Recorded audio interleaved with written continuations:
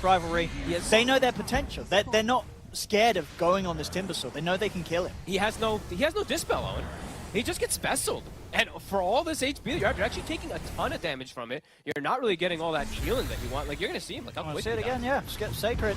Yeah, Tim's is pretty much 4,200 HP. You think he's a tough one to take down, but at this point, especially with the damage that Raven has managed to accumulate with his item build, they can take down this Timber. Yep. Parker gone like that as well. They didn't quite end up getting the second set of racks. They pulled back, but they get the full set top, and they're able to get the tier 3 bottom. So heavy damage nonetheless done here by Blacklist Rivalry. Their next big item's coming out. Scardy done on Raven. It's full items for everyone. Octory. It's literally a full item on almost every hero. An Aeon Disc for Tim's, almost a refresher on KP. It's now Raven is not squishy. Now Raven is quite tanky. No, this is the point of the game where this is why these carry players like to play Muerta. Yeah. It's at this point now you're loving life. He played, 8-1-12. He played pretty flawless, but I want to give tons of credit to his team, and I actually might want to give like MVP to Cuckoo this game so far with how he played. Just every hook shot, it feels like it's on Dark Mago. He's so annoying with his rockets and vision, and they're getting this push going. Ravage is back up.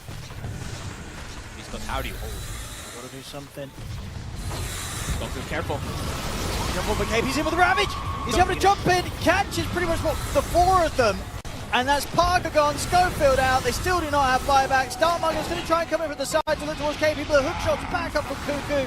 They catch Dark Margo, trapped in the cogs. Dark Margo's going to jump. BKB comes through and he's gone.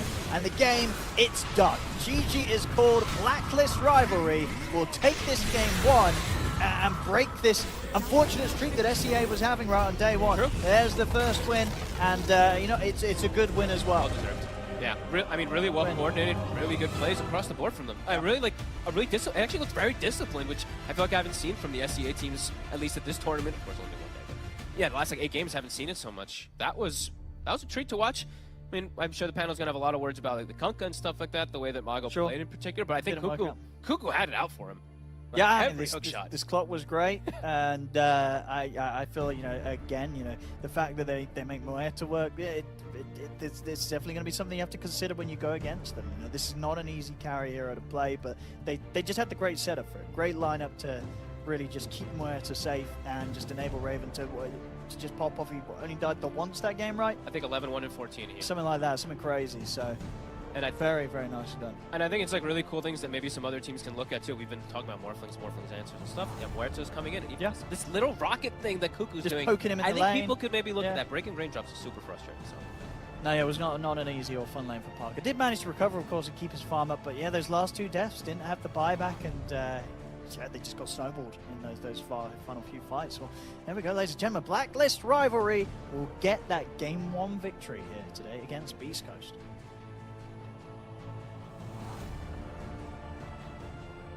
And they do SEA proud, getting the first win on the board here at the Bali Major. Let's go. It took a while, but we got there. It's day 2.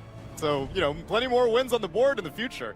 Meanwhile, though, if we're on the topic of comfort, well, then it seems like Blacklist comfort was slightly superior to Beast Coast comfort. Because Clockwork, not a hero we see very much, and Muerta, not a hero we see very much. Tusk, on the other side, not a hero we see very much.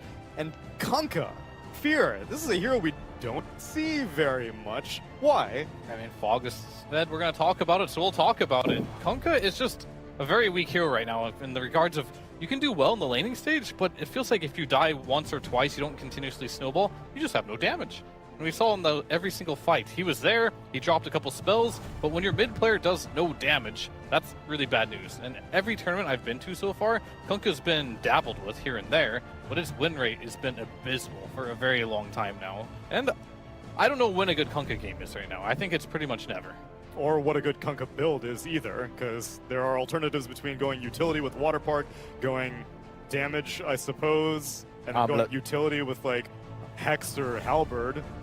They're all weak. Currently. They're all bad. Yeah. None of them work. Shame. It is. Oh well. That's one hero off the board, and then on day 1 we crossed Enigma off the board, so we're figuring out the heroes that are bad, but we're also figuring out some heroes that are good, as maybe Muerta has been underrated as a Morphling counter. Obviously, yes, Aghanim's spell steal from, stat steal from the Morphling does affect Muerta, but the timing seemed to line up pretty well, Aurora. I was satisfied with how Blacklist got on the board. I think it's also Beast Coast kind of confused what they are trying to do as well, because this Timbersaw had a free game, but he bought Octarine. It's not that it's wrong, it's just they seem to have different ideas on how to play the game. The Morphling is buying items to fight early, but the Timber is buying items to scale. And they already lack something like a CC like Blacklist has, which is Tie Hunter. So I don't know what are they thinking there, but I think Blacklist definitely abused the fact that this East Coast lineup, they can't fight them early. And I would say there are a lot of times I feel the Queen of Pain's blinks are very sus, but I guess he understands his hero, you know, like the limits, they are there. He's not dying like for nothing, you know. The way he dies is just, he's soaking up all the spells from East Coast and so that his Muerta can carry the fight. That's what I think you can do as a co-op when, especially you didn't really control the other mid laner in the game. So I would say it's a bit of a stretch, but still, if you have to die for a good reason, you know. What better reason is there than to enable your Muerta? And I'm so proud that they were able to get a win, because it was shaky. Whenever Timbersaw that got like a 16-minute Octarine core, I was just like, oh god, Blacklist has no way back into this game. But then what happened, Winter? How do you go from such a hyper-farmed Timbersaw to irrelevance? You just wasted all your net worth. I think he's supposed to buy, you buy the Vanguard, you disassemble, you make a pipe, and you defend the towers. Like we were wondering, what the hell is this Timber doing? The bottom fight, the 3 supports were running around without a core. Like the Timber was supposed to defend the tower. I feel like your job this game is very simple. You get a good start in your lane, you use your net worth to defend the tower so the Water Boy can farm and eventually carry the game.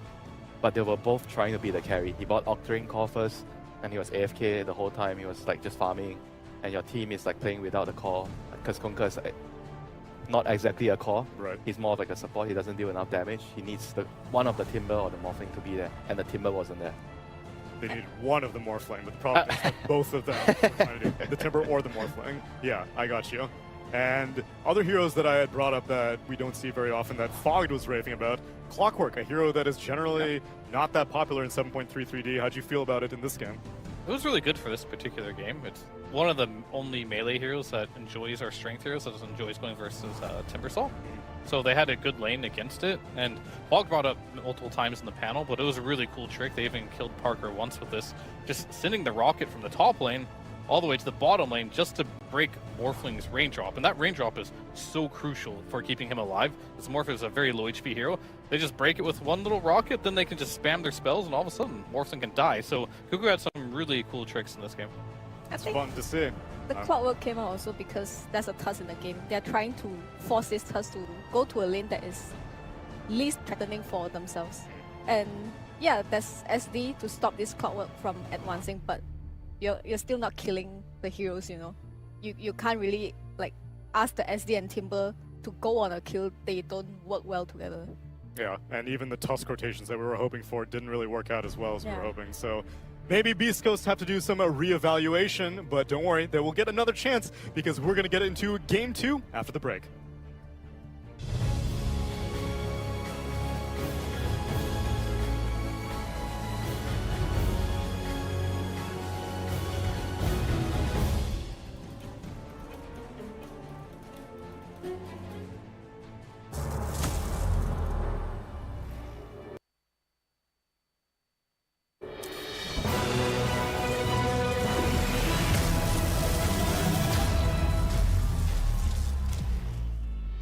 Use your skills in the gaming. 1xBet.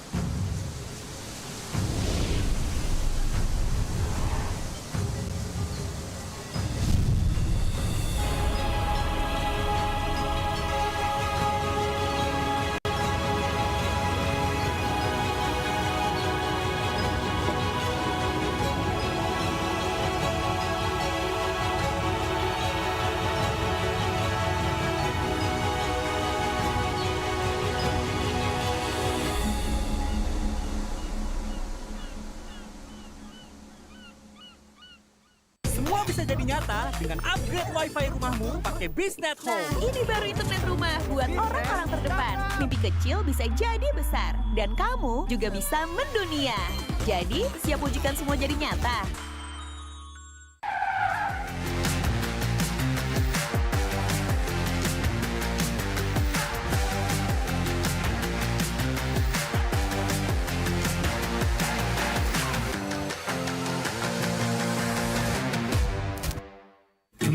Panas.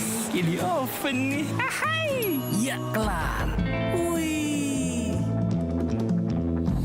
Nah ini Sukroven si paling seru. Mau gini seru.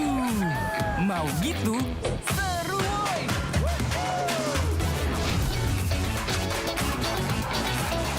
Mau lagi, terus aja lagi. Sukroven seru from the oven. The world is your stage. Take the first step to change. Lead with vision and innovation. Perfect your strategy and make your goals reality. Así que vaya. Get in the game. Make it count.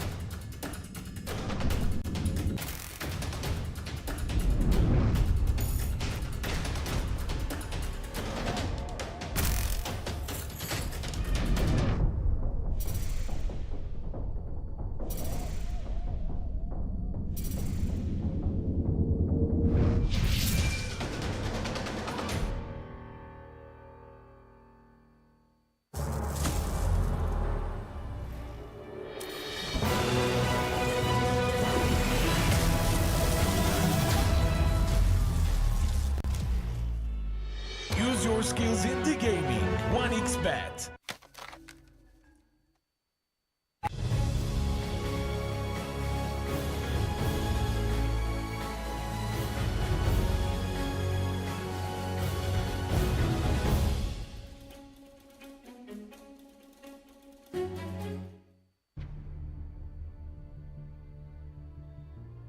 Welcome back, everyone, to game number 2 of Beast Coast versus Blacklist rivalry, where Blacklist are looking to keep the good times rolling.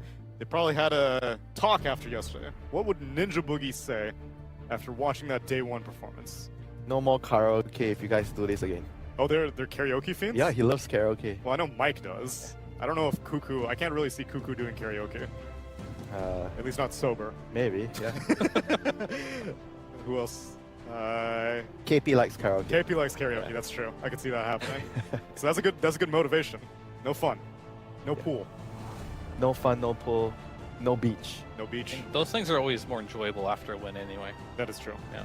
You don't want to do like a sad karaoke or sad beach. I can You'll see- do it either way, but you'd rather do it happy. I could see the appeal of a sad karaoke. You, Back to your emo days. yeah, exactly. Yeah, It's just like load up the My Chemical Romance. You'll be surprised, you know, I know a couple of my teammates, they would always go karaoke when we have a really bad day. Yeah. Like we lost all our screams. I'm saying you're going to do it regardless, but it's better to do it after a win. Even food's better after a win. Food tastes terrible after a loss. Is anything better after a loss? Punching a wall. Yeah, but think about how happy you would be to punch a wall out of a victory. You're like, yeah, boom. I don't know. Yeah, I think, but violence is never the answer. It's true. It's true. Unless if it's in-game. What violent things are they going to do, Aurora? How is Beast Coast going to revise their draft? I think their draft is fine. It's just they are not on the same page. Like I said, the Timber is trying to scale and the Kunkka is trying to fight with the Morphling, and it's just not coming together, you know. Especially when Blacklist draft, it's so obvious they are gonna 5-man. No matter what they do, they are gonna 5-man it. And I just feel like the Timber had no impact. I just think. You think the Timber had more impact than the Kunkka?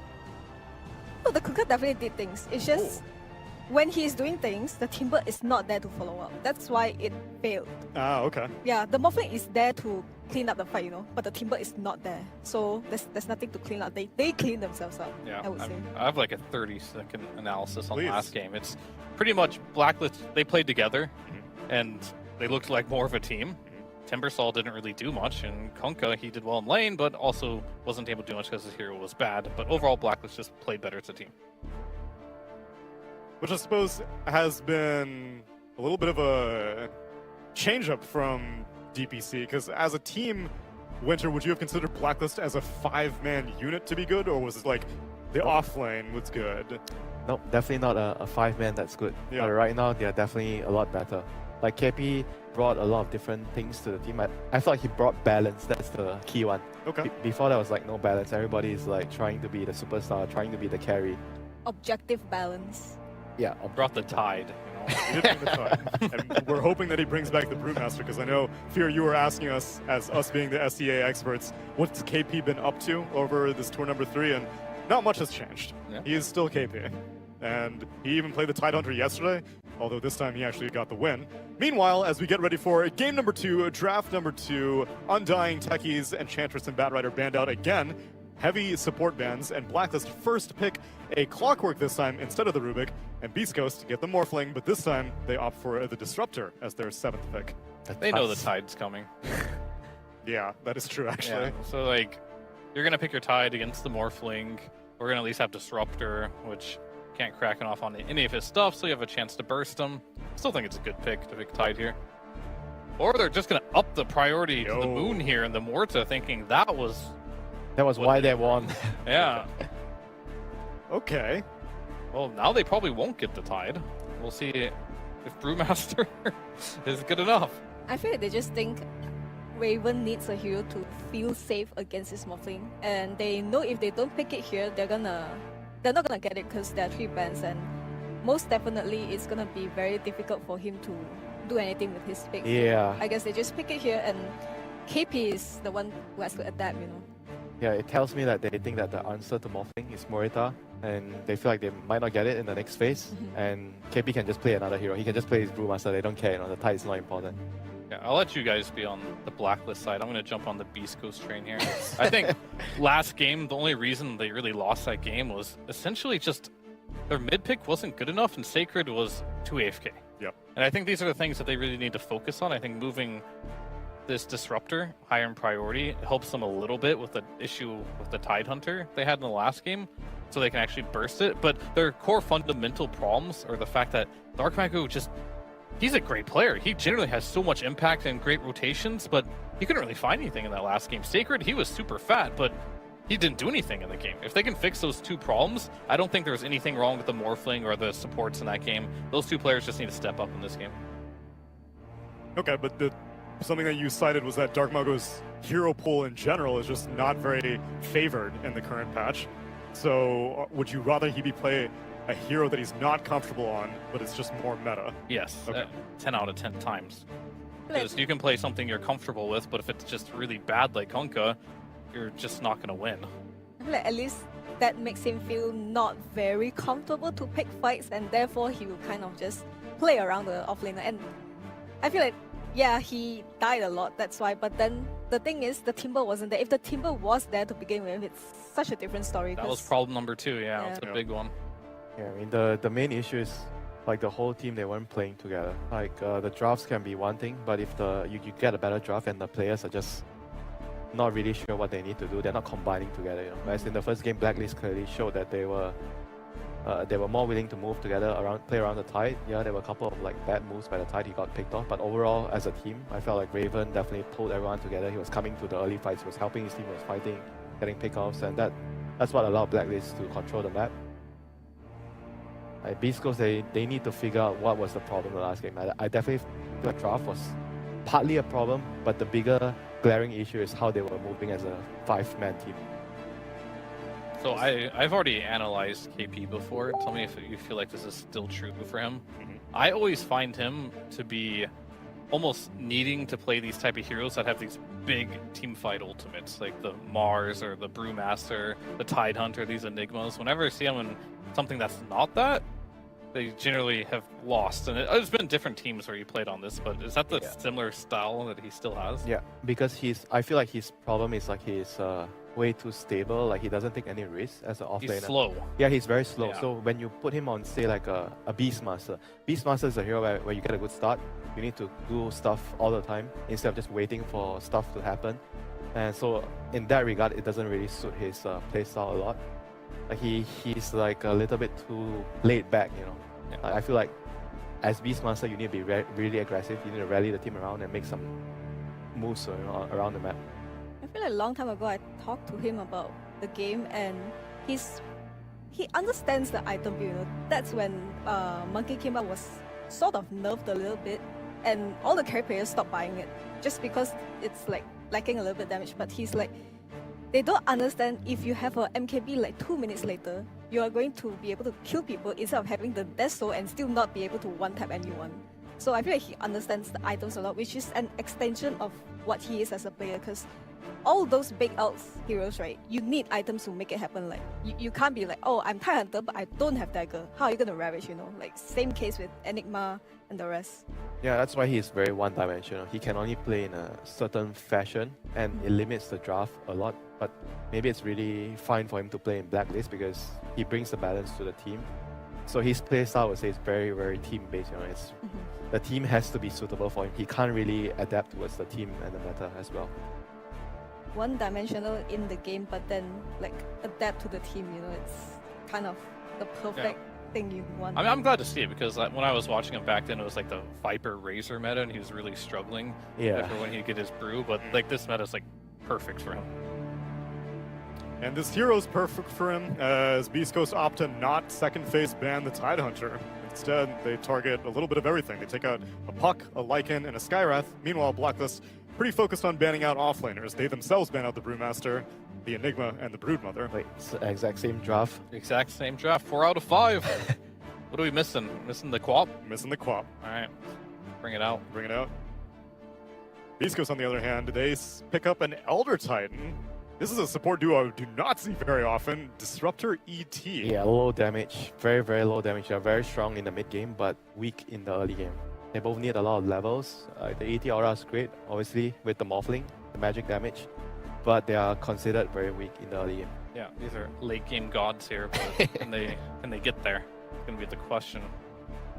Yeah, that's something like I feel like the better teams don't do. You know, they prioritize the strength of the supports in the early game because they realize that in the early game, all you need to do as supports are secure the lane, you get the Lotus, you get the Wisdom Runes. If your heroes are weak in the early game, you tend to just lose out on all those 3 things, and you just lose the game.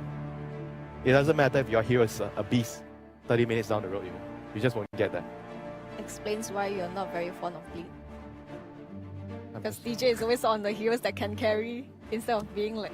I'm just not very fond of teams that need the supports to carry the game. Yeah. I Generally. mean, that's just not maybe in a meta in the future that will be a reality, but here in this patch, not gonna win you a tournament, I don't think. Yeah. Is it just a patch thing? I just feel like it might be because everybody's getting to a point where Dota is being played at a very high level. Like everybody's individually really good. So as a team, to get the most out of the drafts, you need to be getting the most out of the heroes that are supposed to be doing certain things in the game. So as a support, right now your role is not to carry the game. Your role is to secure and to enable the rest, and just make sure that you do well in the lanes. So the heroes that are being picked are more prioritized for that. I think part of it is patch dependent because in the era of like bounty runes and Earth Spirit roaming being really, really viable, then the supports were almost kind of carrying the game with their rotations. Obviously, yes, late game will always be carries. Yeah, but I would also say that because the mid players are a lot better now, it's a lot harder to, and not just the mid players, the core players in general. So it's harder to gank them. They know their limits much better. So if you pick those kind of heroes, it just generally doesn't net you as many kills as before. Well, that's also patched too because the mid lane used to be much bigger. Mm-hmm. so you had more room to be out of position. Yeah, that's true. So nowadays, like, you're trying to wrap on mid lane, you're running through the tower now. Yeah, to do that's it. true. That's So, really true. it's kind of hard. I think having at least one of the support players being able to be the carry if he needs to be is not that bad, because sometimes in the drafts, like, you know that everyone knows you and they're gonna ban the best core heroes that you would want during that game.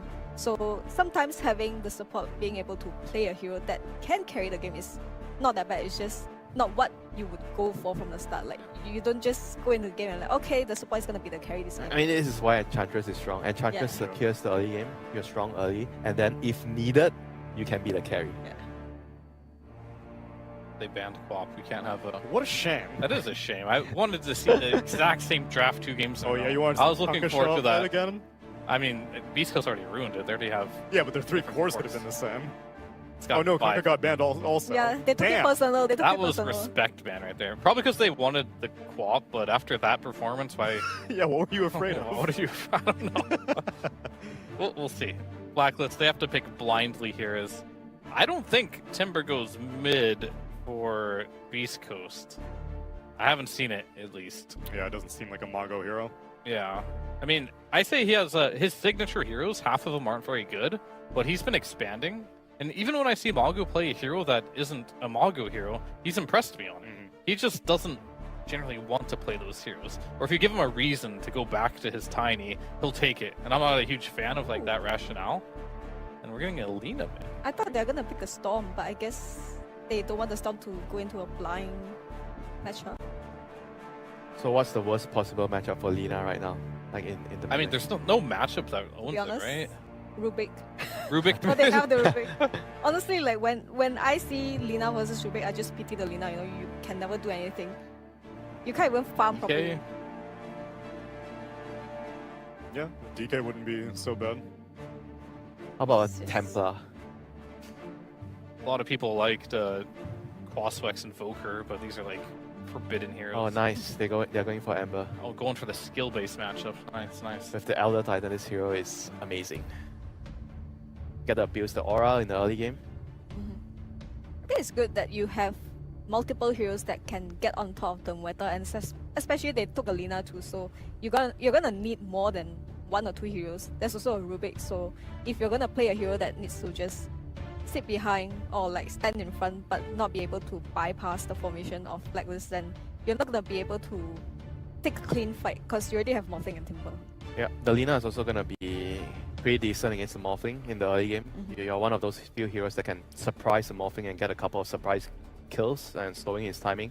Blind stun from Fog, Laguna. So overall, I think they have a pretty good setup here. Will Sacred play with Morphling this time? Not with Morphling, I just want him to play with the Ember. Oh, okay, yeah. Morph can do whatever he wants. That's the luxury of being a carry player. You have the option to do everything. But you can join or you can farm, but as an offlaner, you can't just keep farming. You gotta find an opening. And I think both these drafts are pretty similar. A lot is on Dark Mago to make this Ember work for Selena. It's not gonna be an easy lane, but we'll see. Let's see if it works out and we get a 1-1 split, or if SEA is going to start the day with a 2-0 as we get ready for game number 2 with OD Pixel and Fogged. Thank you very much, Tsunami. Yeah, game 2 here. We're seeing a few similarities with the drafts of game 1. Do you think that bodes well for Blacklist once again coming into this one? You feel hopeful for them, or do you feel that maybe Beast Coast has got a bit of a better approach overall this time? I mean, they don't have a Kunkka this time, so I'm There's happy no Kunkka? in particular. Was but that it's you not got banned out against them? It did get banned. Bit But of respect, yeah.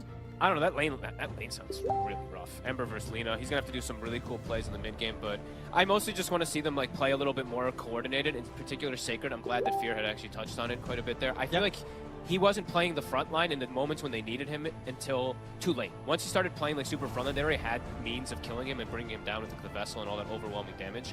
I want to see him be more of that body, because I felt last game Mago's trying to be the body, and it causes him to just get hook shotted 12 times in the game. So yeah, I mean those hook shots were pretty on point. Yeah. We're going to get more of those again. And I'm I would imagine this game. I'm watching the Rockets too. He's Oh, playing yeah. for some Morphling again. He's It's not the a same Rubik. thing. I think he's gonna rock it again and just break raindrops the whole laning phase. I actually think it's super smart, super clever stuff.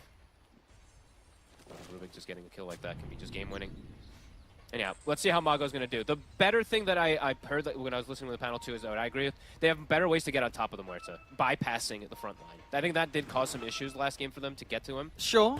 Uh-oh. We're going to see here Dark Margo in a bit of trouble, a lot of trouble. He's gone. First blood for Carl. Oh, no. And that's, that's the mid laner. Oh, just no, getting that Margo. first blood. So that'll be a very quick bottle. It's going to be a lot of mana and a lot of spells that Carl's going to be able to throw out at this Ember. Oh, This Carl's going to could be tough. body him now.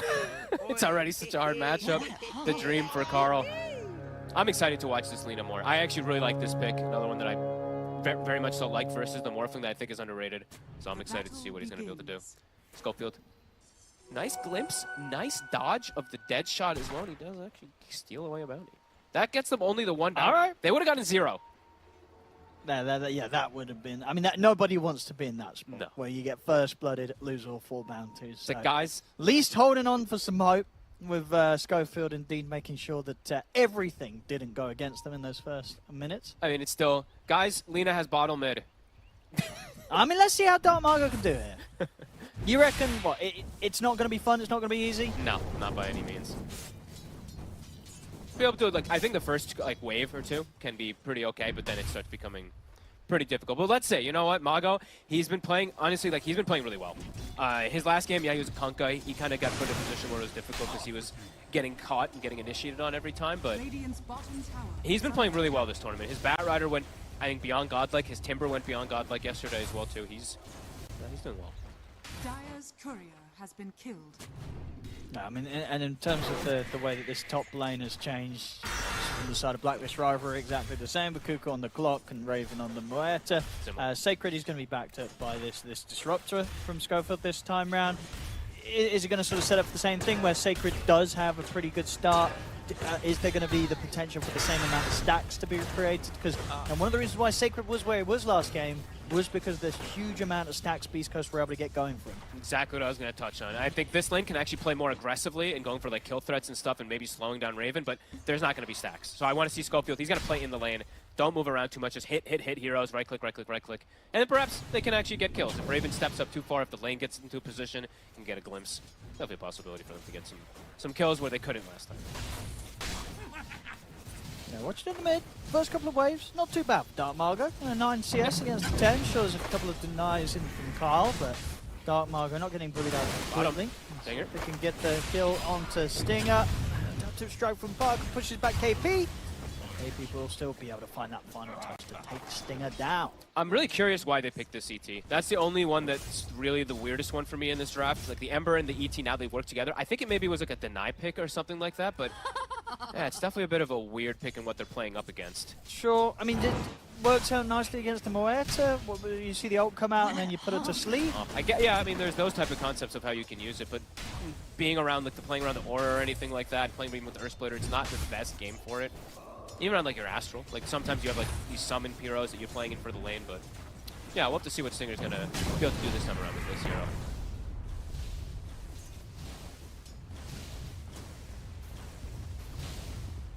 Where the Rockets at? I'm watching Cuckoo. Just continuously watching them. I mean, well, he waits till the raindrops. Raindrops in 5 seconds. When the raindrops there, then you're gonna start seeing the flares come the way of Parker. I would imagine. There's definitely the threat. Honestly, I actually really like it if you have a hero that like a Rubik. Honestly, probably the best one that can take advantage of raindrop being broken. Maybe Parker doesn't even buy it. Maybe he's like, you know what, screw you. He doesn't. He's going the mask. Yeah, I like this. He says that the 900 is just going to get the mask. That's against that sort of kind of approach and play. The constant lifesteal, getting it this quick it's just going to do much better for survivability in this lane rather than relying on a raindrop that's just going to be taken away from him by the Rockets. I'm watching the Rockets already. He is shooting them. He's still firing them. He's still firing. I mean, it is good harassment either way. It's good adaptation from Parker. This is definitely going to do him better against this play. Parker's actually holding his own pretty decently, even at level 4 here. Yeah. Good farm so far. Getting just as much as KP, pretty much. Yep. Carlos just got those denies, of course. They will make a difference. He's going to be able to likely hit that 6 just a good margin. Do have kill threat, of course, onto him. Stacks, I mean, Schofield, he actually is going to continue doing the stacks this time around here with the Disruptor. Okay. Not going to be nearly as many. But that does mean, yeah, Raven's just going to have a free farm lane then. He's not going to play aggressive with this Disruptor. And he did well with it last time. He did. Just the one death on the Muerta last game, Raven. See it. Get him.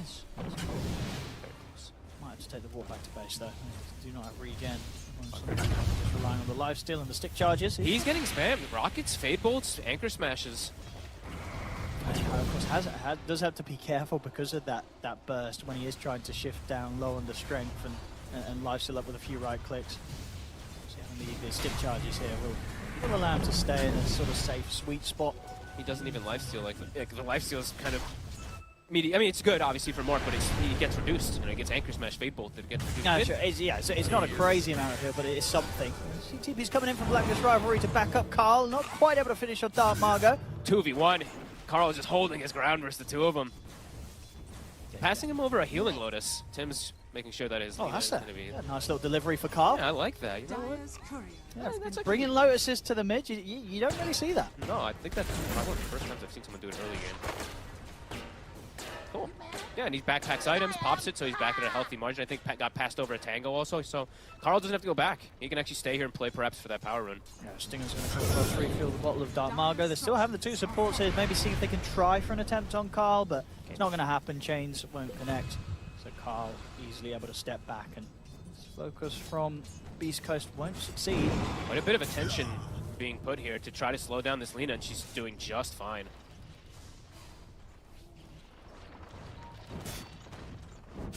Both teams and their two supports hovering around this mid area. Power run's so important. Glimpse, they're looking for it. Can't get the range. Laguna is online. If they do find it, Carl will have backup to fight with. See where the power run's going to lie. It's going to be bottom. It's going to be Illusion Rune here for Carl. Pretty good one, especially versus the chains and stuff. Can't quite get the catch though. Dire's middle tower is under attack. Level 5. So now, though, for Mago, he kind of has to jungle for a little bit. Can't really walk back to mid at risk of just getting exploded. And that's something we'll have to, of course, be looking at constantly because we know the build now for these mid Linas. Aether Lens, Shard, Aghanims, etc., stuff like that, just all nuke damage. And it is very good. This was a hero that was years for time picked against the Morphlings. So let's see what it does. And they actually get the They kill. catch him with the burst. You know, always the risk when you're playing this Morph and trying to shift top. Shift high on the Agi to get the better right click, the better lifesteal. And top, deep rotation from Carl. Sacred gets completely destroyed here by the Laguna Blade. Right. Good moves, Blacklist already this game too. Getting quite the lead here, 6 minutes in. I mean, Carl, he was set up for success, and he's making the most of it. Sure is, and I mean, even when he makes a rotation top, he had Arcane Boots up, so he actually pushes them back to full mana so they can stay up there, pose kill threat. Cuckoo, look at Schofield here. Schofield should be just fine if he can get away there. He's going to glimpse. Hasn't quite got the 6. No Chakran to play with, but still have the chain and the Whirling Death chase Cuckoo down. Is this even worth it? 3 heroes chasing him? It's a lot of effort. I mean, they should get him. They have the sleep set up, but it's taking time. They'll find him. Okay. Indeed, Cuckoo, he'll write that off as creating space. I guess. I mean, at the least that happens. Yeah, Carl gives him a tip. He's like, yeah, worth nice space, bro. And it was good space. Yeah. 3 heroes. Look at the gold lead. It went up actually in favor of Blacklister in those last few moments because they're pressuring the Morphling. Lina's farming. Muertes is pushing tower farming. Really good early game this time around for them. Kind of making a statement. Parker just has to be a bit careful. KP, same build. I think he doesn't have to deviate at all. Exact same build he could probably go for. Yeah, sure. Just, yeah, Meteor, Mac, Arcanes, and then Blink. I love the way that he progressed into it. And Parker has to constantly be careful down here. Tim's just waiting for an opportunity. I think Parker, he's going to sit at a bit more HP now when he's playing like this. I don't imagine we're going to see him shift down into the 200s, 300s as he has done the last few times he got caught. He has to be, even at this like HP pool, it's close to him getting brought down. If he just gets caught by a Ravage, Chain Stun, Meteor Hammer, etc. Just be pretty careful. Stinger will be here though. Got a lot of heroes on Beast Coast down here. He's got Ravage potential, so not easy for Beast Coast really to do Lina's anything coming. aggressive here when they know that Tide's ready to turn. Here's Carl. Dark Margot with the Remnants, able to jump up to the high ground to safety. They have to leave this bottom lane. Yeah, Carl it's is a dangerous scary. part now. With Carl with the chase, he's able to get the catch. Laguna won't be quite enough yet to kill Stinger, but Carl, good moves here, is able to back away from the potential stop. A fear from Raven catches onto Stinger. They lift. Yeah. They got the lift. They still have the vision. And the stun. They catch him, wasn't able to start shifting. Another death on Parker.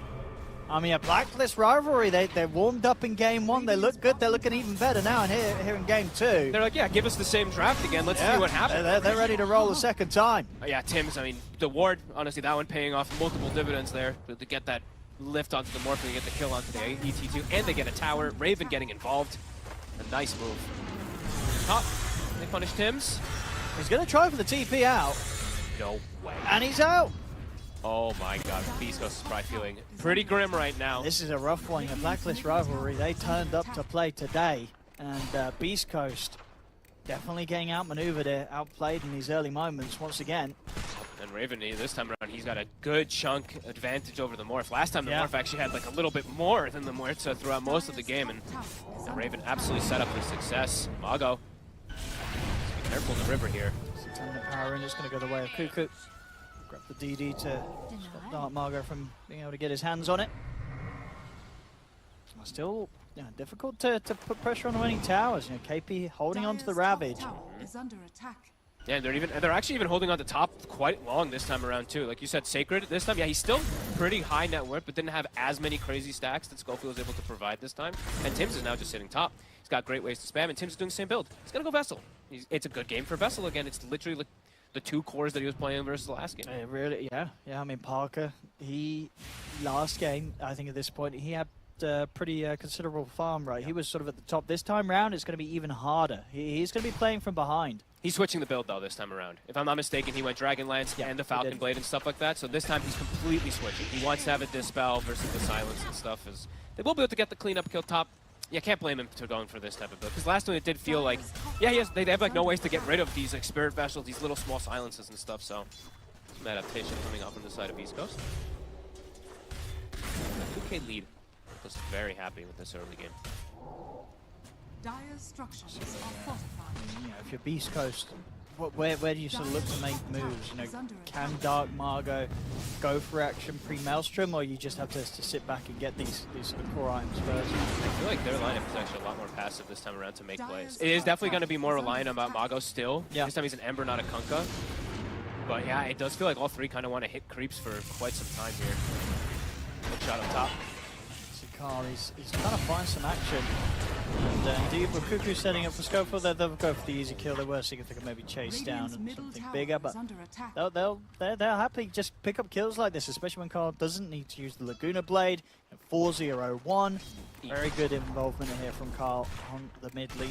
And he gets the tower deny. He has Lens finished up. There's a travel gun. He can be all over the place at this point. He may even be able to get these crazy catches onto Parker if Parker's not careful now with bots. And he sees a Morphling farming low if he gets an angle. You have crazy cast range here with this Lens, and we'll see what item, of course, what neutral he gets in the next few moments. Easy game for him to get caught out, Parker. He's got to be really, really hot about his wits this game. Very content with getting this type of farm, I would feel like, on Blacklist after how it went everything last game, right? I mean, Raven in a super comfortable spot if he's not getting pressured as this Muerta being able to get this free farm. And the team fight, right? The team fight in particular, we saw last time, Blacklist, every team fight, it felt like they won. Almost like, I think like 90% of them just because of their overall expels that they have and the way they connected. Again, I would say that Beast Coast actually maybe has tougher team fight. Yeah, definitely harder to execute. Sort of relying on these slight chains or a stomp into kind of the static storm of Schofield. And Stinger's unbelievably low level. He's level 4 on ET. And this is a pretty deep search here that's not going to find anything. There's nobody up at the top half of the map right now that the Beast Coast are looking towards with this smoke. And I actually, sometimes I'm a little more critical about like Meteor Hammers and stuff on Tide. I actually really love it in both of these games because neither team has natural tower push. So, yeah, look at that. Just taking bottom tower out, taking out mid tower. And don't have to commit literally anything to get these towers. It's pretty big. So, KP hitting solid timings. Mech's on its way out. Going to cause big issues. There's going to be some damage issues for sure. They can smoke up and go here, Blacklist.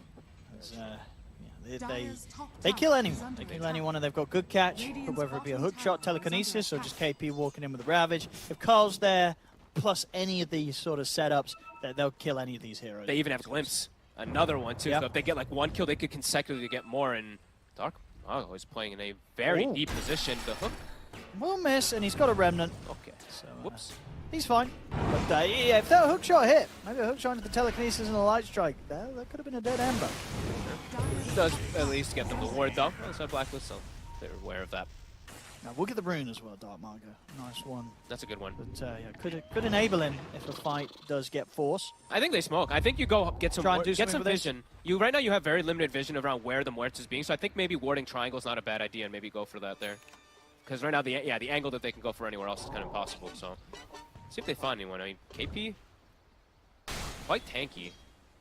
Don't believe between the three of them they have any threat to kill him. Is he gonna settle for this? Okay, I guess he'll settle for Cuckoo. They should get him without any difficulties. Yeah. It's something. Okay, and at least it's around the mid tower. Push the tier 1 tower in the mid a little bit. At the very least. I mean, it's not the kill they really want, but Cuckoo has been really annoying in both games, so can't blame them. I mean, they can turn up and try and defend this They if they sure want. can. KP, as I say, he's got Ravage, he's got Mech, TPs are coming in. This tier 1 tower is not really going to take much damage at all.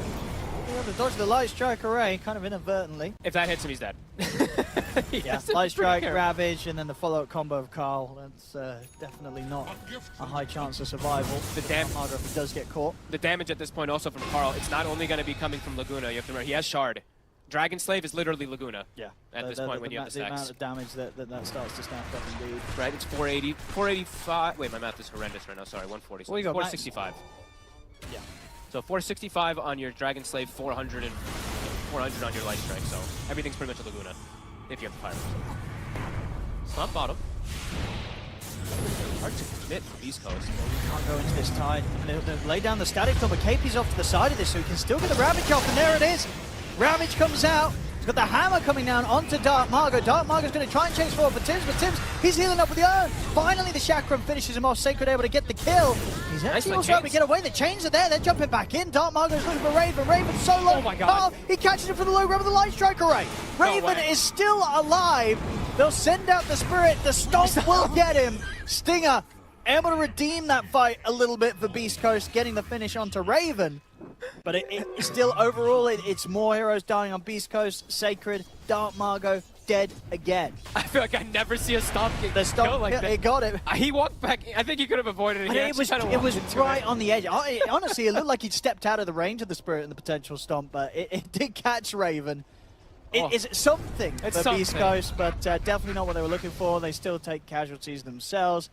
And we're just sort of seeing the difficulty, the awkwardness of the team fight right Beast Coast have. If they don't trap KP inside of the Kinetic Field Static Storm, he's just going to be able to put that Ravage, and suddenly things get a bit complicated for Beast Coast. You can't kill him either. Honestly, like there's no KP. He'll live. He has Cloak. He has the Occult Bracelet too. His magic is just as high. He'll tank through everything. He'll tank and get the Ravage off. So they don't get the nice connection at all. And even if I think they did, they probably are going to lose that fight anyway. Blacklist. 3K lead now.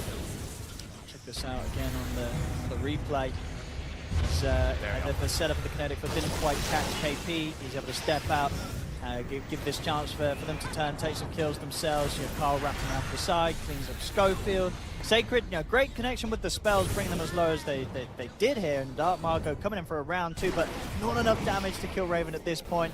Means Carl is able to get the Light Strike. And we'll see at the end, Stinger throws out this Spirit, and Raven actually just off screen, but the Stomp just clipping him on the way out.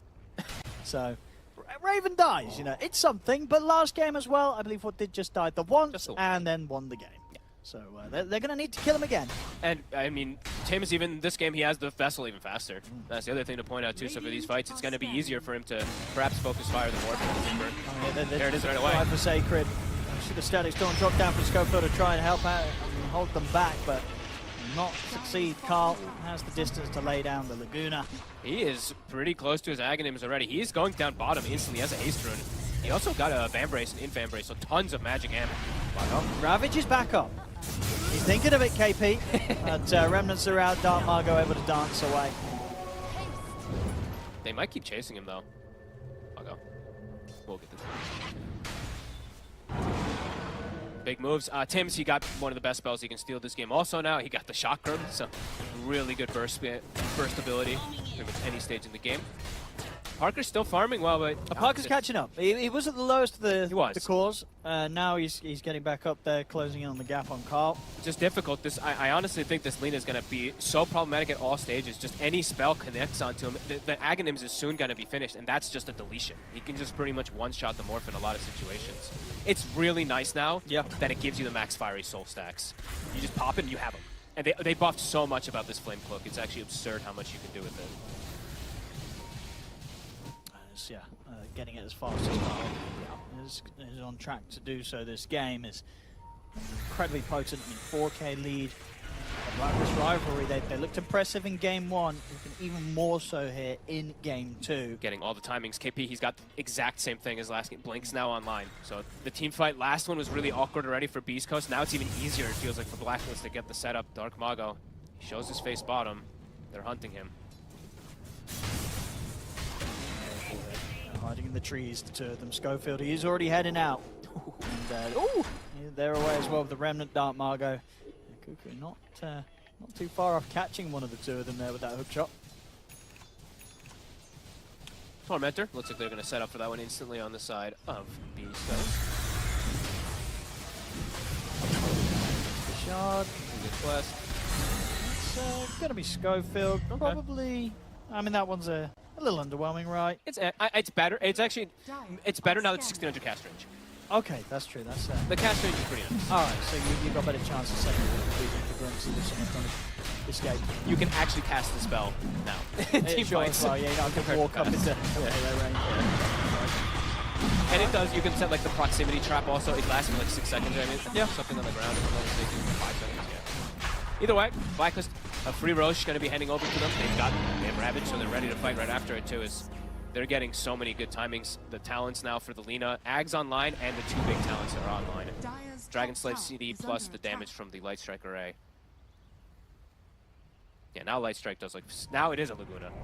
Yeah, it's just going to completely clean through some of these switchier heroes. But Beast Coast is recovering at the least on the net worth. We're just going to have to see how much that reflects actually inside of a team fight. What they can actually land and catch. Can they even get to Raven? Because they've gotten to him the once. This game he's not having as flashy of a game where he's like 11 kills or anything like that, but he's still farming really well in a comfortable spot. He's going to hit... I don't know quite sure it's going to compare to the times of the last game, but it's got to be close. Feels like similar kind of across the board. Yeah. Cuckoo almost has his Aghanims. KP's got the same items as last time. Tame's even more farmed than last time. Tier 2 dropping pretty early, 20 minutes. Yep. I mean, they don't want to take these fights right now. Beast Coast, they'd rather focus on closing this gap, getting the core items onto Parker, at least having his Scardy on top of Manta before they bring the Morph to the fight. They do not want to get involved beforehand, as they know and they've experienced how quickly Blacklist Rivalry can just burst through any of their lineup. My worry is... Carl is able to catch him, but not enough damage with the straight-up combo. Dark Margot's going to be okay. Just a nasty bit of a shot, but not quite enough to kill him. My worry is that Mago is falling further and further behind. It's the Morphling. It's like, can he solo carry this game? It feels difficult versus the Muerta from what we saw last time. If the Muerta's having a good game, she can absolutely focus fire this hero. Yeah, I think it's difficult because there's every hero outside the Muerta has ways to trip the Morphling. Ravage, telekinesis, stolen spells, Light Strike array, hook shots. It's not easy for Morph to turn up and get kills, especially when you going for a different build as he did last game, having the Manta and the Scardy. He hasn't got that BKB. He is going to queue it up next after the Scardy, but in reality, until he has the BKB, it's still scary. Yeah, hard to fight this lineup. Hard for him to get in and follow up. If he gets in, gets caught by a stun, a high chance someone like Carl's just going to be able to turn and take him out if he's not started to shift. Now we see KP this time around. Maybe a little bit of worriness now. There's more damage coming in. They probably do have enough to kill him if he gets static. He went limber, so a little bit of a change up there from him. Hook shot. I like it. I mean, it gives him pretty much a guarantee to survive through. So that the ults that they laid down upon him, Sacred, not a chance. He's squishy now at this point. This is looking grim, man. Parker's farming, but I'm not feeling what the Timber is going to be able to do. He looks very fragile at this point. The Ember is very fragile as well. I mean, it's kind of what happened last game, right? Last game wasn't necessarily a game where Blacklist Rivalry had this huge network lead. It was just a case of when the pushes came in, suddenly Sacred dies, Parker dies, and that's it. They don't have buyback. the second time round. I mean, Carl, of course, just finding these free kills on the map now. Yeah, they're hemorrhaging kills all over the place. There's so much pressure onto them. And it's not like, I mean, Black's doesn't have to commit anything. Like, committing a Laguna at this point doesn't matter. It's a minute cooldown. He doesn't really need it half the time. Yeah, I think for Blacklist, they get the BKBs and then they can look to close it. Yeah, just Get start running BKB down. next on Raven, BKB next on Carl, Yep. and then you just look to close the game. And that's Oh. likely going to come at a point where Beast Coast will still not be ready to deal with them. Absolutely. I like the Carls. Like, sometimes you can see these leaders be very greedy and they keep going for this type of. I think BKB's perfect. There are heroes that can gap close on him, so sure, get BKB and then you've got that extra protection besides heavy front line secret. Careful.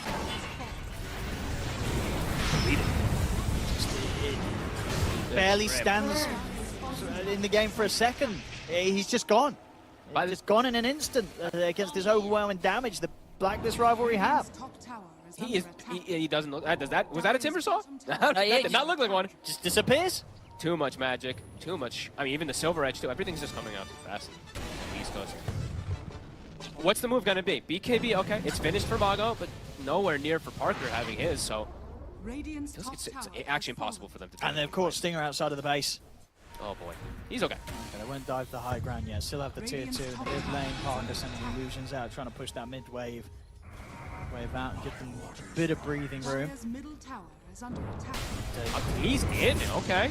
Looking for a fight. Let's see what he can get. Looking at KP. KP's still pretty tanky. Yeah, Splitter coming out. KP will die. Okay. I think it's the two of them there with that commitment from Dark Margo. Nice play. That will push Blacklist rivalry back. A bit of a while this game since Beast Coast were able to find something like that. Go.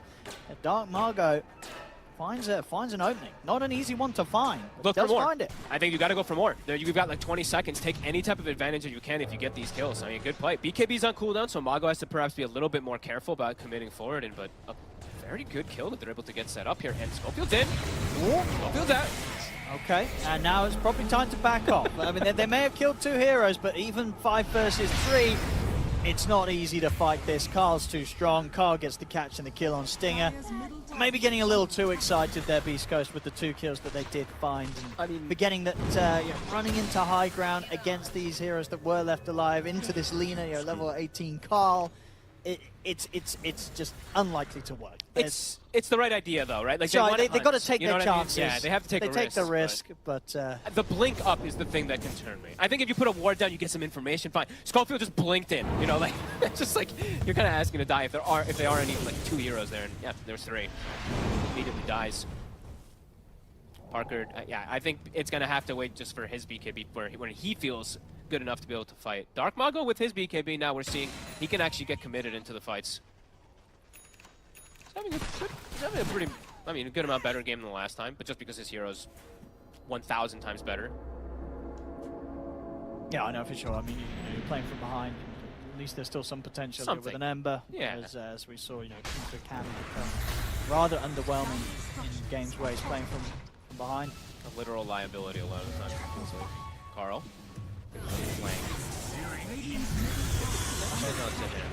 A static shot, but he's got BKB if necessary. So yeah, it doesn't even have to pop it here. They also always have to save too. Rubik has Shard. So yeah, if anything worse comes to worse, he just tells Tims, hey Tims, lift me out of here. Doesn't need to pop the BKB, so they've got a lot of different ways to play around this. And now Static Storm down. Blacklist is gonna chase. But they've got a good bit of distance between them. Nice clear. Remnant's out and ready. Dark Margo back to base. Schofield, he'll manage to get safely away and TP out. Do still have the siege creep with them, Blacklist rivalry, so could still consider poking the base. Okay.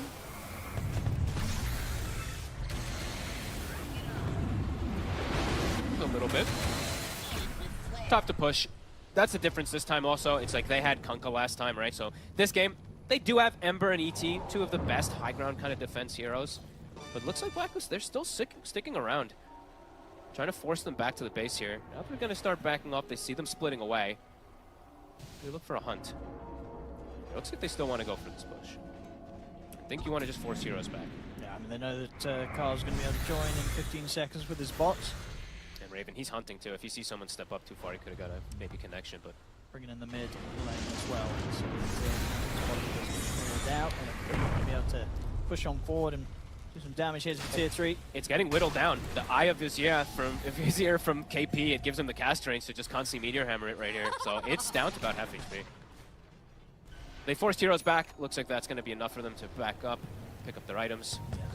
Could look to wait for Roche. Yeah, it's gonna be potentially. Well, no, it's going to be up. We can see in just under 2 minutes. So that would be the next safe timing for Blacklist Rivalry to play for. They've got the superior team fight anyway, so they're holding back, taking Roche. You know, it's going to be difficult for Beast Coast to really do anything about grabbing that. And we're seeing the tons of adaptations from Parker in particular. Like I mentioned last game, he went Aghanims, but then I think he realized this is not great versus Huerta. There's not really a point to do this, so he actually switched even the talents he's taking. He took the 15 Agi talent, which you almost never take on Morph because you always go Ags and Morph talent. So yeah, he's adapting here, looking for some type of answer. They're coming out with the smoke. They know that it's the point of the game where Roche could be back in action, and they do not want to let Blacklist Rivalry take it.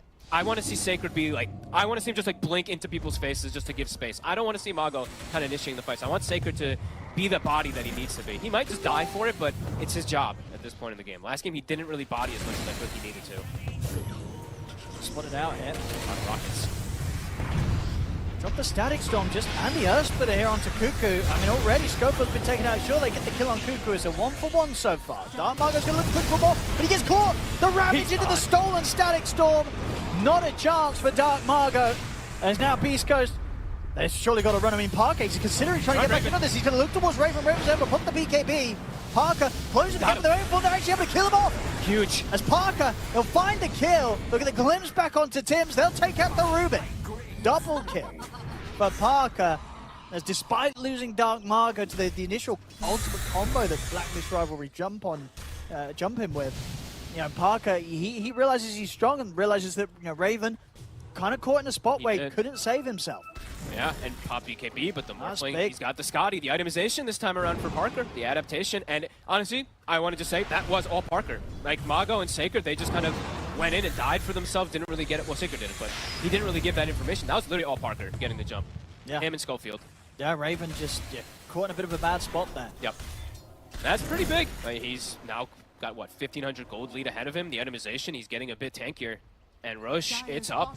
Can they go try to force it? The thing is, the Rockets are gonna scout it. Yeah, looks like Parker is not too interested in going for the Roshan. He's gonna hold back in. Yeah, they don't want to go for the Roche. No, I don't think. I mean, you think it is still too risky, even though, I mean, how long Ravage is down for a minute. So there's still a window where they could go for it, but it looks like they want to fight. They want to get the kills first. If they can get a kill, then that's pretty much going to guarantee them the chance to go Roshan without any interruption. Yeah. I just think the Rockets, I think, are a little bit too frustrating if they do go into the pick, because it's triple Rockets, it's going to be hitting multiple heroes. They're hunting. Ravage on cooldown, KP. Last quick on the blink. Sacred is going to try and chase. He's closed in onto Cuckoo. Will put the clock. He's actually able to get over the hook shot, but that adaptive strike finishes it. Parker able to snipe him, pops the BKB. He'll go for Tim's. Parker starting to clean up these kills. Parker's definitely starting to do it here. Gold lead is completely shrunk back down. It wasn't at some crazy levels anyway, but Parker, now Satanic done. I mean, now they can definitely go for Roche. They've taken the 2 kills, go towards the Roshan. The question is for Blacklist Rivalry, do they try and fight with just the 3 of them? They have got the ults. Ravage is back up to 10. Well, it could be a little risky. No Rockets to scout. You know they're probably setting up tons of vision out. I mean, they are strong with the 3 cores. Okay. This is a bit of a risk here, though. The BKBs are still online, if I'm not mistaken, especially for the Ember. The chains. Oh, Margo's going to try and jump aggressively over towards Carl. He's down to force the back. They get the glimpse back onto Carl. Carl is out of BKB. Same to be for Raven. Raven pots the BKB, keeps his distance away from Sacred, and he's actually just going to opt to TP out here under the cover of the BKB and the ult just to keep himself super safe. Same for KP. KP also able to make it out. So they give it a bit of a shot. It doesn't work out. They are able to bail out at least with their 3 cores. They don't lose any lives for it, but of course they weren't able to stop the Roshan. Parker now with the Aegis. He's playing really well, 5-2. And I love, he switched up pretty much everything he's done. It's definitely working. Got lucky, of course, too, getting a Titan Sliver, one of the best items you can get on Morph. But yeah, Mago, sure, he dies last time. This secondary round, though, he's playing very aggressive. He's playing way more confident this time on the Ember. He's giving great information for his team. Schofield's getting closer and closer to an Aghanims, too, so okay, it's starting to perhaps shift into Music Post's favor now. Still difficult. We'll see how all those team fights go down, but Parker is definitely a problem for them to deal with. Aegis and a cheese. They'll have to do it twice. Yeah, I mean, things did really start to change when these BKBs came out for Dark Margo and Parker. Right now, they can get in the faces of these cores, some of these squishier ones. At least looked at Carl's Lina, and obviously the Muerta from Raven. Outside of the ultimate and the BKB, Raven dies super quick to these heroes getting on top of him. Absolutely. Hex now finished up for the Lina. He's still pretty fast. Extra form of catch perhaps for this Morphling and for this Ember, because they are being a bit annoying, a little elusive with the 3 cores. Team fights will be everything. See if KP is going to be able to connect more. He's still having a good game on KP, like he's 3-1 and 9, but it's not that explosive one that he was able to have last time. I feel like all his Ravages last time were absolutely perfect. This time Beast Coaster, especially Parker, he's playing around it way nicer. Yeah, his timings are going to be way faster this time than the Muerta. Well, now after that last fight in particular, that he might be able to get this Butterfly, and I think he did see this time that Raven got a Hyperstone. So Raven this time is not going to be able to go for this like quick MKB kind of thing to counter out that Butterfly. This could be big timings here really for the side of Parker and Beast Coast. Two fights.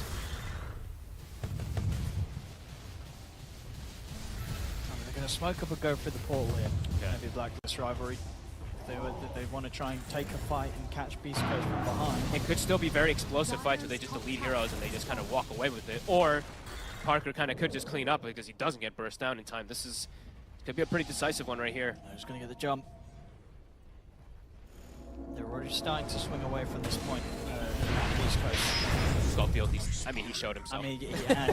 I mean, that's part of the plan, right? Sure. You know, Schofield gets left behind. Everybody else gets out on Beast Coast. Nobody else to be caught by this gang. Ooh, and you know what? This Pinata is getting pretty delicious. Carl, 12-0 and 4. If Parker's able to get that bounty off Smith, that could be massive. Easy money if they can, yeah.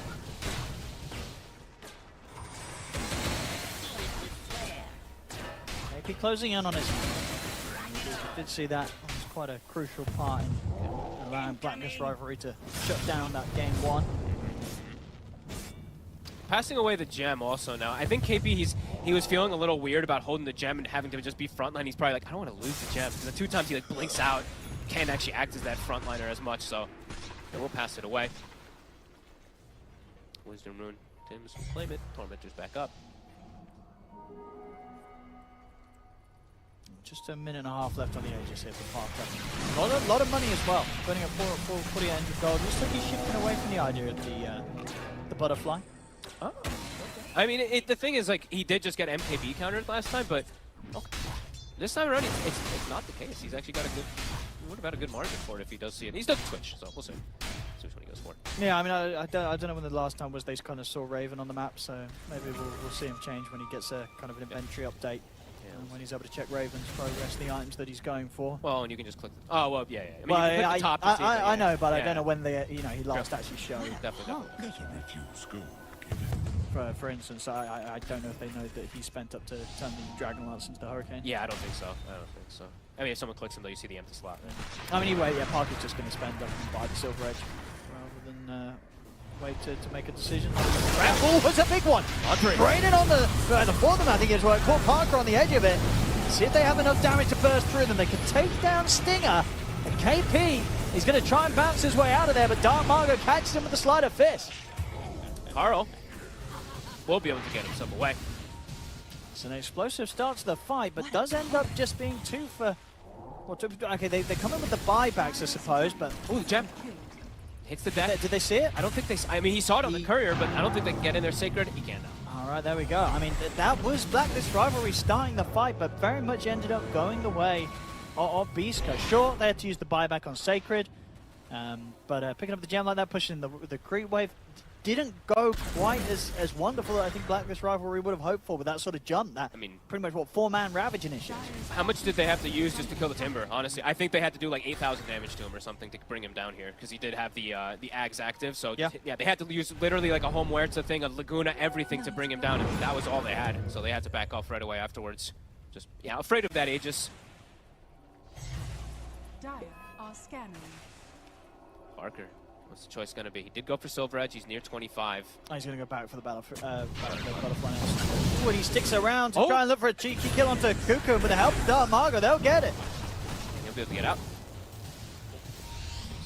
going into the illusions. A little bit of a nasty surprise there for Kuka. Did not expect Parker to be sneaking around as he was. And we can see that happen a lot. He's got Ninja Gear and he's got Silver Edge, so he's going to be playing around these backlines looking for issues. You got to be ready for this morph to just turn up out of nowhere and destroy you. Even Carl has to be a bit careful. Not right now because he can just jump in and one-shot Schofield. Good God.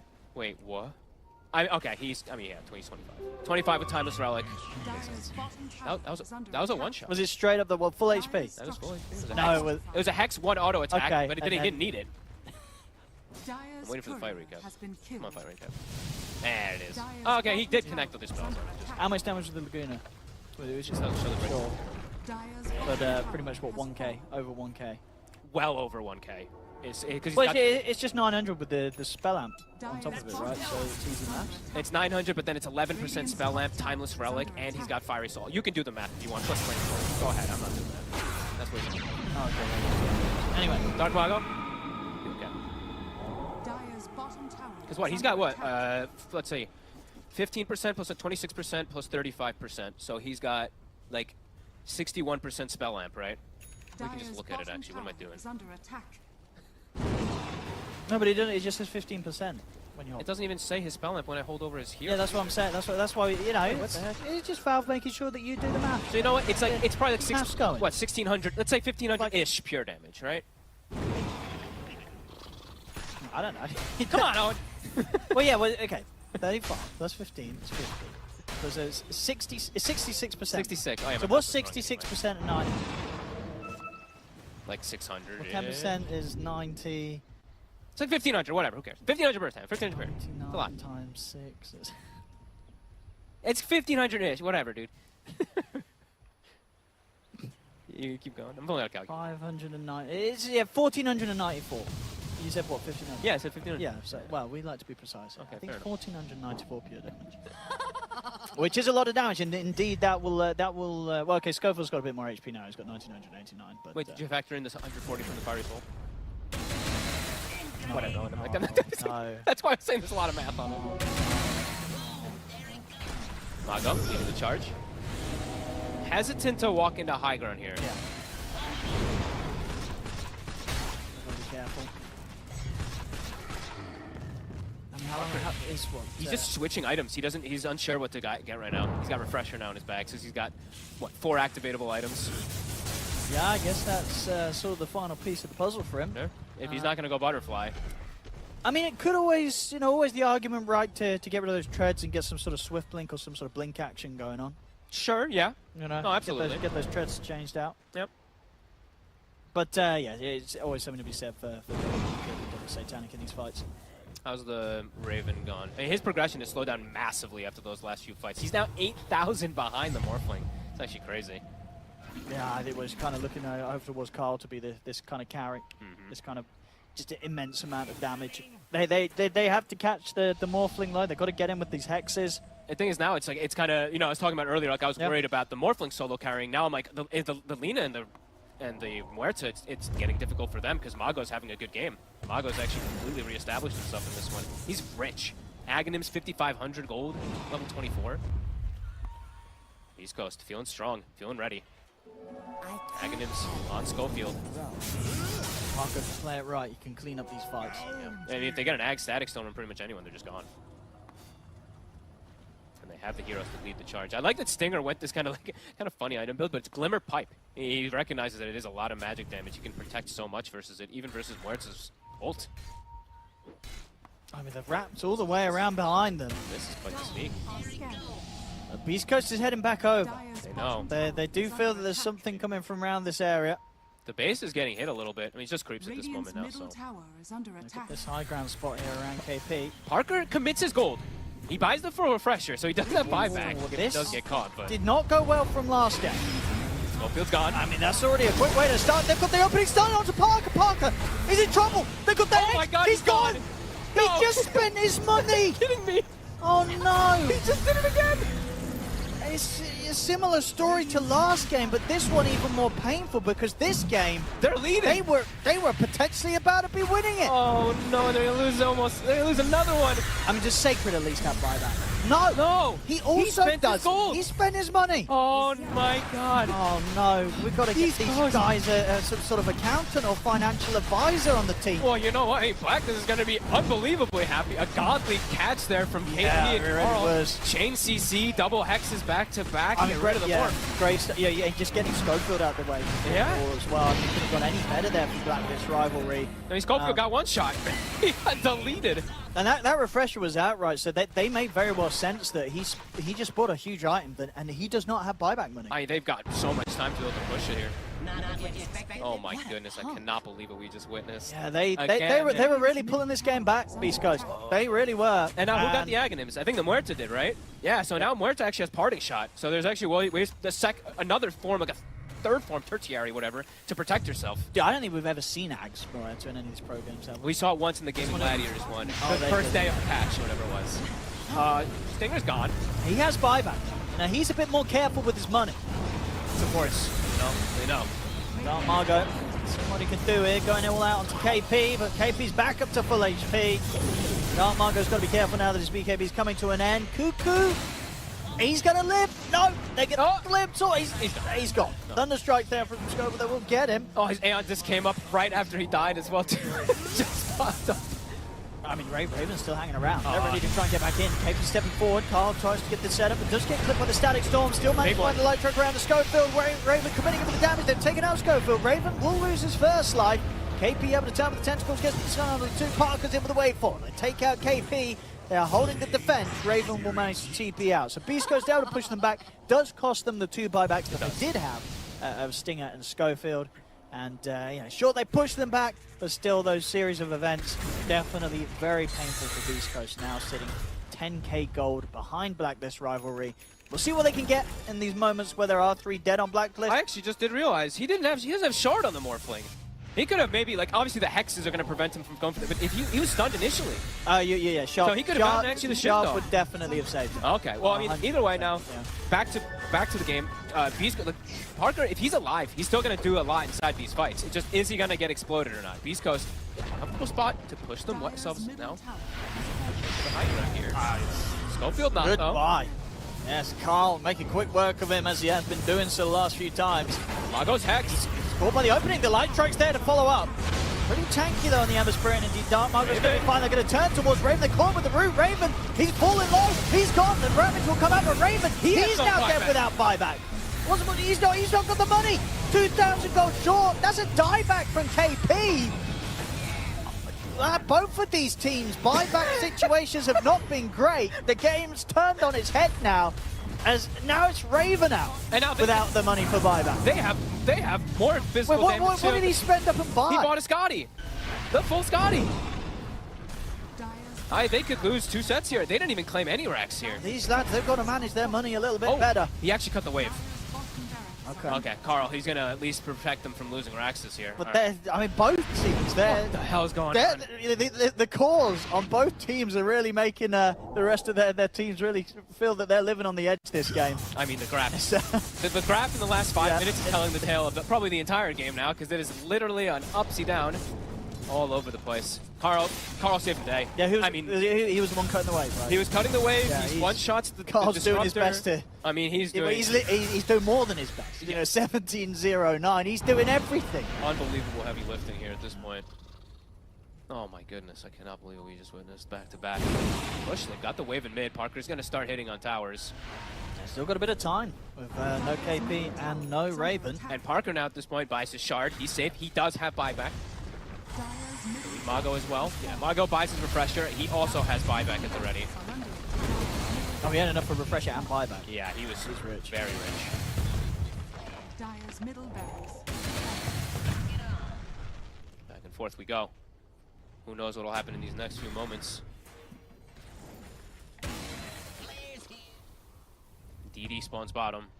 A big rune, East Coast. How many ninja gears? 1, 2, is that 3? It is, yeah. Alright, one's a cloak. Good. Trying to start something here. Gets caught by the Hex. Schofield, he'll jump up to the high ground, but he immediately gets Hex to return himself. Dark Margot tries to commit forward to chase down Tim's as Schofield's gone. One for KP, no Ravage for 20 seconds. Hex already used.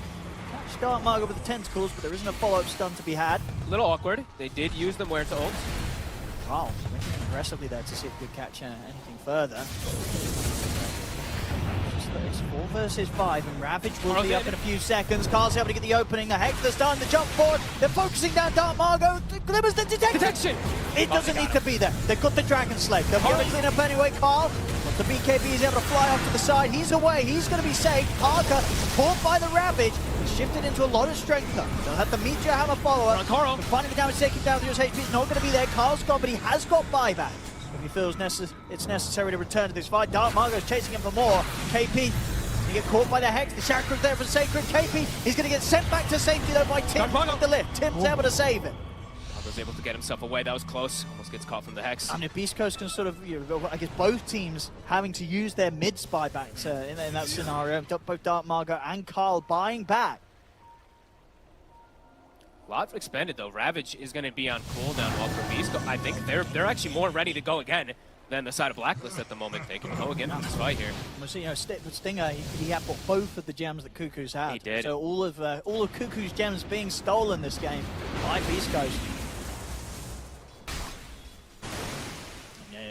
Yeah, Parker just take the wisdom move, trying to get him towards the level 30. And I don't think I've seen the parting shot yet. I don't think he's been able to get a chance to use it. I mean, what is sort of the what kind of theory craftable plays are there? Is he trying to save, or is he trying to take out the fight? What's he trying to do with this? There's a lot. It's an infinite. It's too much, Hone. It's way too many things that you can do with this ability. He can save heroes. He can pick them out of the, he could just delete the Morphling and just leave him out for 5 seconds and ignore him and stuff. There's so many different things you can do with this. I think that's probably the best idea. Taking out one of the enemy cores. I think so. For kind of the 4 seconds where they're out of the body. The other thing I'm going to say, this ability is incredibly bugged on. There's some weird stuff going on with it. If you use it with Tiny, with Tree Volley and stuff like that, you can actually, or Tree Grab, you can infinitely throw Tree Grab. What do you mean? Like, so he's tree volleying, and then you parting shot? You parting shot? No. It's not even the volley, it's just the tree grab. If you parting shot him, you can just infinitely click E and throw the trees, unless they fix that. But there's a lot of bugs with it, so who knows what it's even going to happen, what it's going to do in this game. I guess it does do less, the tree will do, yeah, because, okay, no, yeah, you don't do any less damage. No, it's just the damage coming in towards it. I don't think this game there's any, not that I know of, that there's any, like, bugs or, features that are bugged or anything like with that parting shot, but yeah, we'll see what he's going to do. I mean, that tree thing, though, that sounds kind of like it's working as intended. That you can continue to click E? Yeah, I mean, it just says you're muted and disarmed. You're not silenced, right? You can still throw a tree, and obviously the real Tiny, the body you've been knocked out of, he can't just lose his tree. Exactly. So you have infinite kind of ethereal tree. I'll test it later to see if that one still happens. But push commencing, 25 hit on Timber. Margo's in! And this is going to get popped onto Tim's. Going to be set for Cuckoo. Cuckoo's out with a safety hook shot. Sacred jumps forward. Will get caught by the Hex. They get the glimpse back onto Tim's. See if they can bring down Sacred. He's a hard target to bring down Tim's. He's going to be the first to fall to the damage. The Chakram immediately buys back. Dark Margo in with a BKB. He'll back off for now. He allows his team to just clean up the racks. They do. They take it.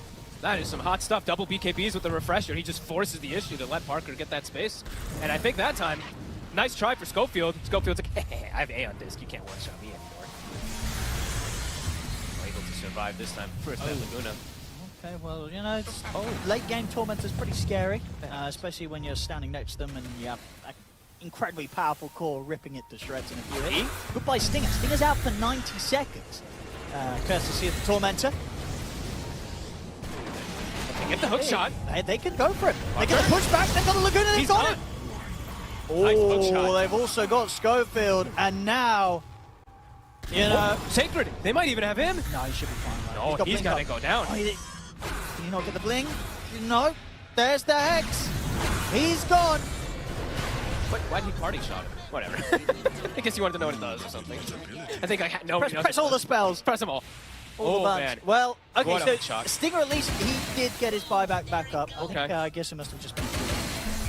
So they do have buybacks available. They won't be using them to contest this Rosh, though, so Blacklist Rival will be able to get this Roshan, get this Agnes. Who's taking the Agnes, actually? They've already got quite a few. I just see on the way of Tim's. We give it to KP. I would like it for the Ruby, but I think they're going to give it to KP.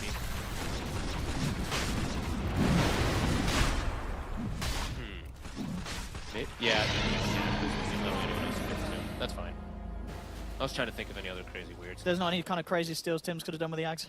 I personally love it. I think the Rubik. Yeah, dude, Axe, if he gets like a static storm and Axe static storm, yeah, there's a lot of big. potential. I mean, yeah, sure, Axe Gush is cool, but feel like 53 minutes in, it's not going to have the same impact as some crazy sort of old stuff. Especially when your core is actually just imagined Dustin. Yeah. As much as usual carries. But whatever, you know what? Well, It's still good. This last fight again, I mean, just great catch, right? They've done it a few times now where, you know, Parker, he's incredibly fine to pop up, but it's a difficult game for him. Sure. It's a difficult game for him. He can just get caught and blown up still pretty easily in this late portion of the game, despite how farmed he is. It's an insane amount of control, right? The double hexes, I love, like I said it last time, the itemization from KP tends to be pretty on point. This time around, it's the same thing. Double hexes, so much control. And Cuckoo, I mean, this game not as flashy, but still the hook shots have been on point. They're full. All these type of plays are important. You don't get the kill, but Aeon Disc is down. So now you tell your Lina, yo, Aeon Disc is down. Cuckoo. There goes his Aeon Disc, will get thrown back up to the high ground by Tim. Sacred is in on top of KP. Darkmark goes in with the BKB. They're going to commit towards the support. Scopefield's gone. He's going to get jumped across again. With the remnants, they get both Cuckoo and KP. Okay, he has buy. I mean, Darkmark wants to keep going. Raven. They're on him. Change. Pressure into the second round of the BKB. They'll close it with a waveform. Raven's got the ones. That's a big kill. And they're already trying to chase out Tims as well. Dark Margo pushing back Tims, making space for the rest of the team to focus on Raven that second time round and kill him off post stages. I think Dark Margo is playing, honestly, he's playing the game of his life right now, it feels like, on this Ember Spirit. He's doing everything. He's doing starting everything. the fights, he's controlling everybody, he's killing heroes. He does the He just goes in. You know, the calls, the shot calling being made, which you can imagine is by him with the way that he's just leading the charge every single time. It's enabling them in these fights that they're not easy fights. No. This game is very, very close, but Dark Margo just starting them off with kind of the bravado that they need. He's really doing everything. He's just diving forward, causing so much pressure onto this Lina, onto this Muerta. I can just see Raven. He's like panicking in these fights. He doesn't know what he wants to use. The BKB, the Hurricane Pike, trying to reset himself. They're getting on top of him. Back and forth we go. Raven does have buyback. We'll see if it gets forced out of him. 50 seconds. Almost level 30. He's being picked up on a couple, I believe. Just Lina. Oh no, fourth level, also 29. How are these buybacks looking? Something we have to just constantly be looking at, especially with these teams as we've seen. Lina about 1 minute, Ember 50, Morphin Muerta's up. Last time round, we saw the way that Dark Margo threw himself in to make space for the push. They do catch with the cogs and the light strike array. They're going to pop the refresher card. He's going to look for round two. There's the Laguna once again. The Ravage comes out and they're keeping Parker locked down. They've got it. Not committed. See if they can get more. Dark Margo put the BKB. He's ready to fight and try and do his best while Sparker's down. Parker will buy back to rejoin the fight here and keep this push going. Round two here from the Morphling as he waits for Swirltail to take down Cuckoo. They'll turn towards KP. That's 2 dead now on Blacklist rivalry without buyback. And that is going to be the Megas as well too. They can commit forward. Sacred, he's being the body they need him to be. See how much they can keep going for. Cooldown situation. KP's his buybacks on cooldown. Cuckoo, he's short on the gold. It's 5 versus 3. They're looking to close it up. They're onto the tier 4s. They're going to get the catch onto Tims. Tier 4s are gone. Ancient is exposed. They'll lose Sacred, but Sacred has buyback available. Raven and Carl, can they hold this? Just the two of them. They're trying their best, but the BKB's a pop. Parker ready to end it. This game is over as Beast Coast will take game 2. What a game 2.